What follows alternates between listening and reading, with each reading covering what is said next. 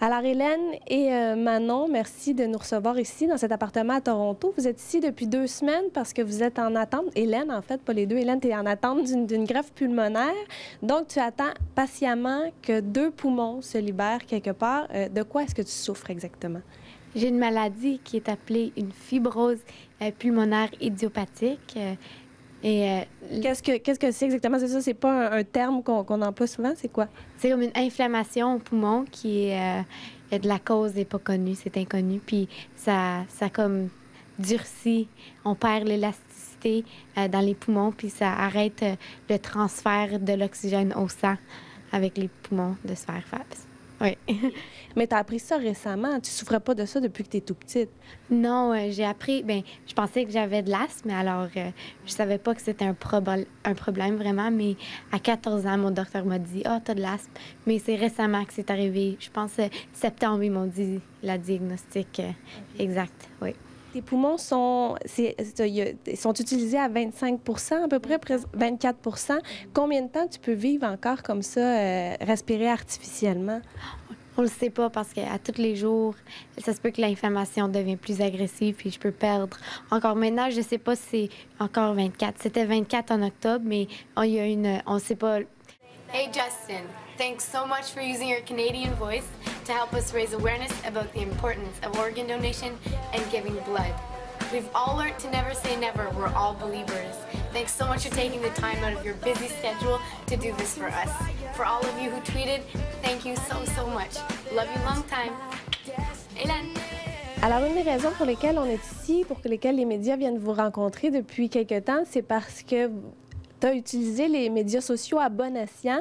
Tu veux sensibiliser les gens à la cause du don d'organes parce que, par exemple, en Ontario, il y a seulement 20 des gens qui ont signé pour donner leurs organes à leur décès.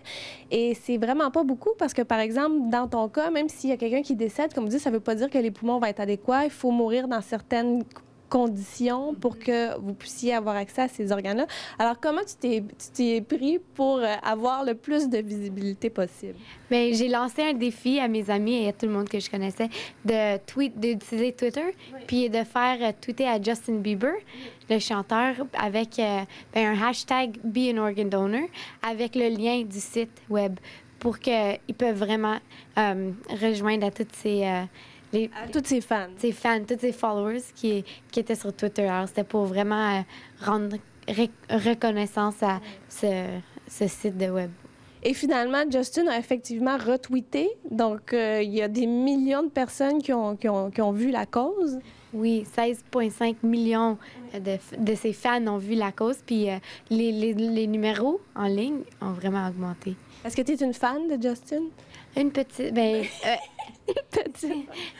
J'aime la musique, j'aime beaucoup la musique. Alors, avec ses chansons, j'écoute quand ils sont sur la radio, puis j'écoute ça, mais je l'ai choisi parce qu'il y a tellement une grosse population de fans, puis les médias sont toujours après lui. Oui, c'est ça. Hélène a été très rusée, quand même, dans son choix d'artiste. J'ai dit, puis il est canadien, il vient de l'Ontario, puis il est assez jeune, puis il utilise Twitter. Puis c'est comme ça que lui, il est devenu connu. Alors, j'ai dit, ben il va comprendre si vraiment il rend connaissance de la cause, ben ça pourrait être un bon côté positif. Les médias sociaux, as-tu l'impression que ça aide la cause, vraiment? Oui, j'espère qu'avec ça, avec l'attention des médias, ça va vraiment aider. Mais aussi, j'aimerais ça dire qu'on peut impacter, comme maintenant, le présent en donnant du sang. On peut... Aussi, c'est ça. Seulement une transfusion, ça...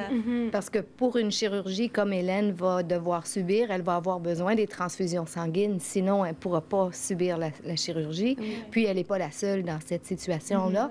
Et le sang, on est à court de ça aussi. Puis, à travers le Canada, tout le monde peut en avoir besoin. On ne sait jamais quand. Après ça, il y a tout un après-opération qui s'en vient. Vous êtes déjà en train de penser à ça, en train de vous préparer? Oui, il y a tout un processus à faire après, mais je trouve que ça va aller bien. Puis, est-ce que vous pensez à l'avenir ou à des projets? Est-ce que... Ah oui, ça a du positif. On a des rêves en famille. On dit, une fois après ta greffe, on va faire ce voyage-là en famille. On aimerait, si ce serait possible, de faire le tour du Canada en train, quelque chose qu'elle n'a pas pu faire, qu'elle rêvait faire, ou célébrer, faire un voyage spécial en famille. Ça, c'est définitivement quelque chose dont on parle.